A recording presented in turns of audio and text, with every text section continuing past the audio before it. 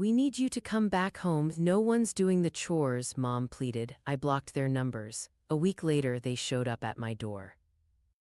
I don't even know how to start this because honestly, I've been holding it in for so damn long. Maybe I just need to say it out loud or write it down or something, because if I don't, I feel like I might actually lose my mind. My name's Stella and I'm 22 years old. I work as a barista at a little coffee shop a few blocks from my apartment. Well, my new apartment. I was supposed to move out this soon, at least not in the way that I did. But here I am, sitting on my tiny couch in my even tinier living room, sipping cold coffee because I can't be bothered to heat it up, trying to process how everything blew up.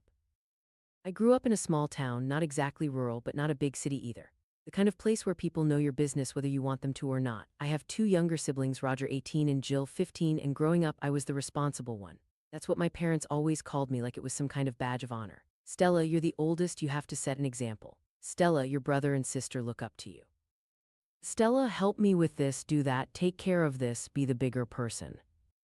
And for years, I did. I did everything they asked because I thought that's just what being the oldest meant.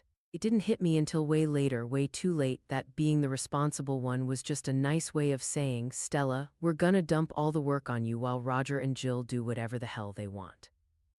It started small. When I was younger, it was just little things, helping Roger with his homework, watching Jill when Mom ran errands, setting the table for dinner. Then by middle school, I was making dinner.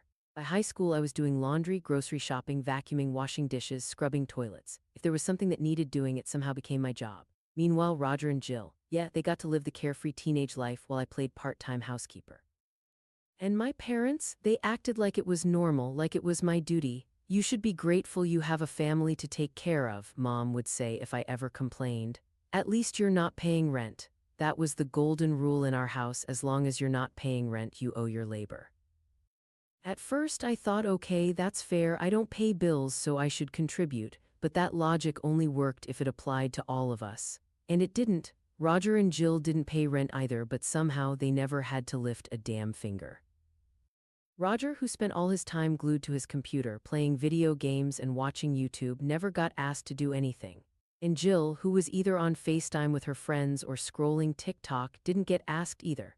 But if I sat down for 5 minutes, suddenly Mom was in the doorway like, Stella, can you unload the dishwasher? It wasn't fair, and maybe if I had been braver I would have said something sooner, but I just kept taking it, kept telling myself that maybe when I got older things would change. They didn't. It all came to a head last Thursday. I had just finished a 9-hour shift at work. My feet were killing me, my shirt reeked of coffee, and my patience was running on fumes. The only thing I wanted to do was come home, take off my shoes, and sit down for just a few minutes. I walked through the front door and immediately smelled it. Leftover food, something greasy. I stepped into the living room and sure enough, there it was. Roger's half-eaten plate of takeout sitting right on the coffee table, surrounded by crumbs. I stood there for a second, just staring at it. Because this wasn't new. Roger did this all the time. He would eat on the couch, leave his crap behind, and go back to his computer like he had no idea that plates don't clean themselves. Normally, I'd just roll my eyes and pick it up myself because arguing with him was pointless. But that night I was done. I didn't touch the plate, I walked past it, straight to my room, but before I could even sit down, I heard Mom call from the kitchen. Stella, can you come clean up the table? Roger left his plate out again. I swear to God, I almost laughed. I walked back out, leaned against the doorway, and stared at her. Why can't Roger do it? I asked, voice flat. Mom blinked at me like I had just spoken in another language. Because he's busy. Busy? The kid was in his room playing League of Legends, probably yelling into his headset like the game was life or death. I just got home from work. My voice was steady, but I could feel the anger crawling up my throat. I've been on my feet all day, and you want me to clean up after Roger? Mom gave me that look, the one she always gave when I was overreacting. Stella, you're the oldest, you should be setting an example, it's just a plate. And that was it. That was the moment I snapped. I slammed my hand on the kitchen counter so hard that the silverware rattled. No, it's not just a plate. It's every single thing in this house that I have to do while Roger and Jill get to sit on their asses. It's the fact that I work my ass off every day and you still treat me like your personal maid. I'm done, Mom, I'm so done. Mom's face turned stony. You're being dramatic, I laughed. I actually laughed because if she thought this was dramatic, she had no idea what was coming next. I grabbed my keys off the counter. I'm moving out. Mom just stared at me. What? I've been saving up for months, I said. I don't need this anymore. I don't need to live in a house where I'm treated like a goddamn servant. Her expression flickered. Where are you even going to go? I'll figure it out, I shot back, already heading toward the door. She followed me. Stella, you don't have to do this. You're overreacting. I didn't stop. I walked straight out, got in my car, and drove. I had no idea where I was going, but I knew one thing for sure. I couldn't stay in that house another minute. I didn't have a plan, I just drove. The streetlights blurred past me, my hands gripping the steering wheel so tight my knuckles turned white. My heart was still racing, my chest heaving like I had just sprinted 10 miles. I could still hear my mom's voice echoing in my head, that damn condescending tone, the way she acted like I was making a big deal out of nothing. Like I hadn't spent years bending over backward for them. Like I hadn't just worked a brutal shift and come home to be treated like a maid. I pulled into the parking lot of a 24-hour diner and just sat there, staring at the dashboard, trying to slow my breathing. What the hell had I just done? Did I really just leave? I wasn't the kind of person who made big, dramatic exits. I swallowed shit for years without saying a word, but tonight something inside me just snapped. I grabbed my phone, scrolled through my contacts, and hesitated. Who the hell could I even call? Most of my friends had moved out of town after high school. The ones who stayed were still living with their own families, dealing with their own shit. I wasn't about to crash on someone's couch like some kind of burden. My pride wouldn't let me. Then, like an idiot, I checked my messages. Mom, 1 missed call. Mom, Stella, come home. This is ridiculous. Mom, you're acting like a child. Roger, Elmau, what the hell is wrong with you? Mom's freaking out. Just come clean the house and stop being dramatic. Jill, Mom's crying. Hope you're happy. I let out a bitter laugh, tossing my phone onto the passenger seat. Of course, that's how they saw it. It wasn't years of mistreatment. It wasn't me finally standing up for myself. No, it was just me being dramatic. I knew if I answered, if I went back, nothing would change. Mom would sigh in relief, tell me she was glad I came to my senses, and by tomorrow morning I'd be back to scrubbing their messes like nothing happened. Not this time. I spent the next few hours scrolling through apartment listings, ignoring the waves of texts that kept coming in. Most of the places were out of my budget, but I found a tiny studio in a not great part of town that I could afford if I stretched my savings. It wasn't ideal, but it was mine. By the next day, I had signed the lease. I moved out within a week. I didn't tell my family where I was going. I packed my shit when I knew they wouldn't be home, left my key on the counter, and walked out the door without looking back. For the first time in forever, I could breathe. The first few days were surreal. I woke up and didn't have a list of chores waiting for me. I came home from work and could actually sit down without someone yelling my name. I ate when I wanted, slept when I wanted, did whatever the hell I wanted, and it was glorious. The silence was weird at first, but I got used to it fast. I bought myself a cheap couch, set up my tiny little space, and started figuring out how to just exist without being constantly needed. Then the calls started. At first, it was just one voicemail from Mom. Her voice was tight, controlled. Stella, we need you to come back home. The house is a mess. You left your things everywhere and no one's doing the chores. Your dad been complaining. Just come back for a little while, okay? I deleted it without responding. The next day, a text from Roger. Mom says you need to come home and help out. The house is falling apart. Do you even care about us anymore? I stared at the screen, fingers twitching, debating whether I should respond, but the longer I looked at it, the angrier I got.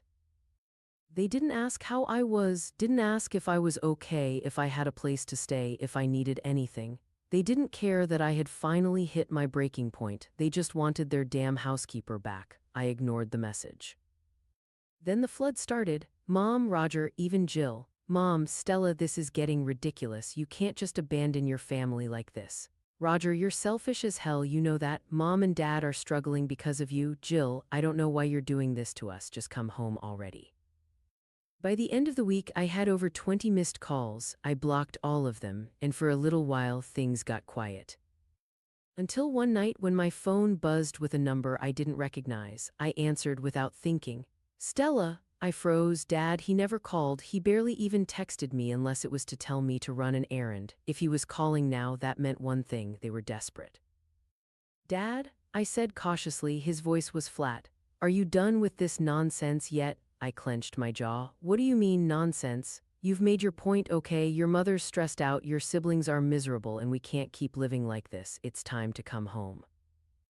I laughed, a short, bitter sound. So let me get this straight. The house is a disaster, nobody's doing anything, and instead of telling Roger and Jill to clean up after themselves, you're calling me.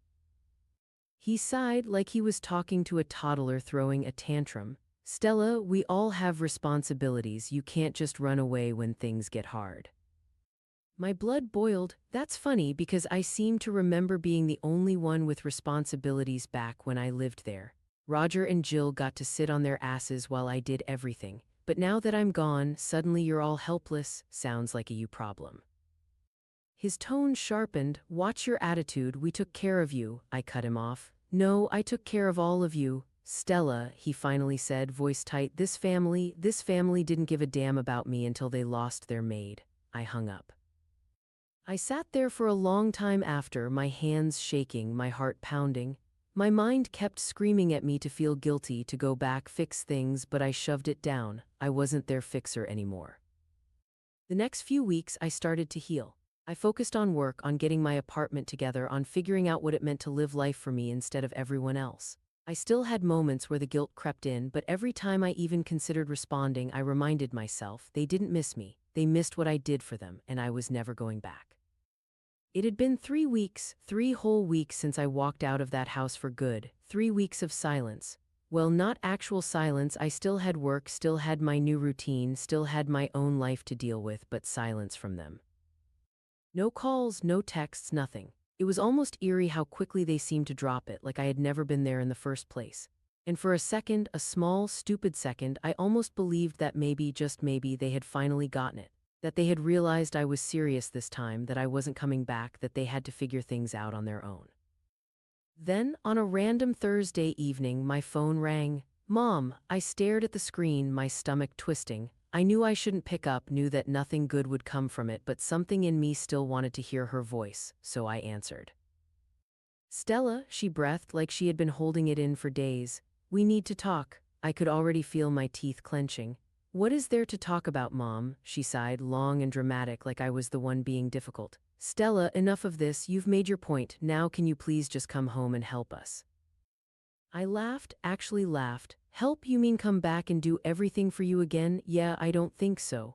Stella, don't be like this. The house is a disaster. Your dad has been so stressed, and Roger and Jill, they don't know how to keep up with everything. We're struggling. Then maybe you should have thought about that before you let them get away with doing nothing for their entire lives, I snapped. It's not my problem, Mom. It never should have been my problem. Her voice hardened. We are your family. No, I said, my grip tightening around the phone. I was your maid. And then, the guilt trip. Stella, your father isn't doing well. His blood pressure has been high. He's barely sleeping. This stress is killing him. Oh, there it was, the ultimate card. If you don't come home, you'll be responsible for your father's death move. I should have seen it coming. I should have been prepared, but still, it hit me. Because as much as I hated everything about how they treated me, a part of me still cared. I didn't want anything bad to happen to my dad, and they knew that. They knew exactly how to push my buttons, exactly how to dig into that tiny part of me that still felt responsible for them. But then, the anger came back. I took a deep breath, steadying my voice. I hope Dad takes care of himself, but I'm not coming back. If he's that stressed, tell Roger and Jill to step the hell up for once in their lives. She gasped like I had just insulted the Pope. Stella, you know they're still just kids. I nearly threw my phone. Roger is 18. I was younger than him when you had me running the whole damn house. Don't act like they can't handle it. They just never had to because you always dumped it on me. She tried to argue, but I didn't let her. I'm done, Mom. I don't care how bad it gets over there. You all made your beds, now lie in it. And I hung up. I sat there for a while, my heart pounding, my hands shaking, waiting for the guilt to hit, for the regret, for that little voice in my head to start whispering that maybe I was being too harsh. But it never came. Instead, I felt relief. Real, genuine relief. Like for the first time in my life, I had actually stood my ground, actually put myself first instead of letting them guilt me into cleaning up their mess. And that should have been the end of it, but it was. A few days later, I came home from work and immediately felt something off. My stomach dropped.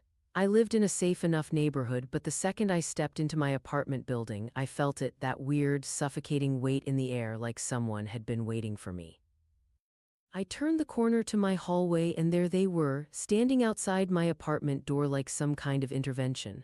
I stopped dead in my tracks, my heart slamming against my ribs. What the hell are you doing here?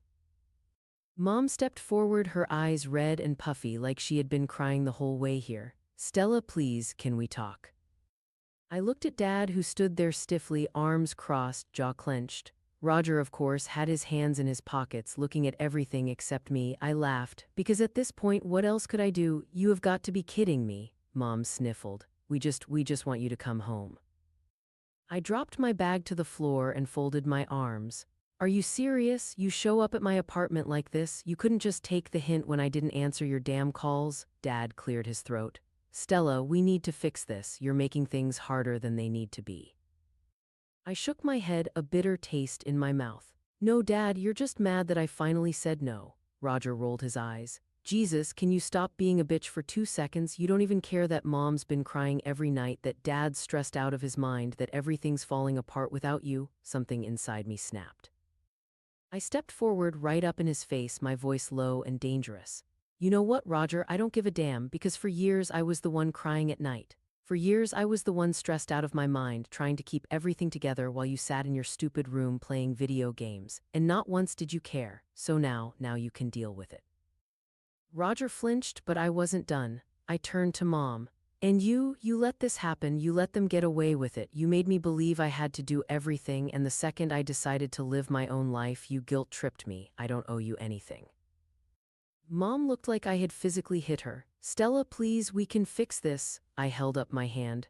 No, we can't, because I'm done. I'm done being your maid, your scapegoat, your backup parent. I have my own life now, and you are not a part of it. I turned, grabbed my bag off the floor, and unlocked my apartment door. Leave now. For a second I thought Dad might argue, might push back, but he just sighed, rubbing a hand down his face. Fine, he muttered, let's go. Mom sobbed, Roger cursed under his breath, but eventually they left, and as soon as the door closed behind them I exhaled. I had won, I was free. I didn't know what the future held, didn't know what came next, but one thing was for sure, I was never going back, and for the first time in my life that felt good. Sometimes the hardest thing you'll ever do is walk away, but sometimes it's the only way to save yourself.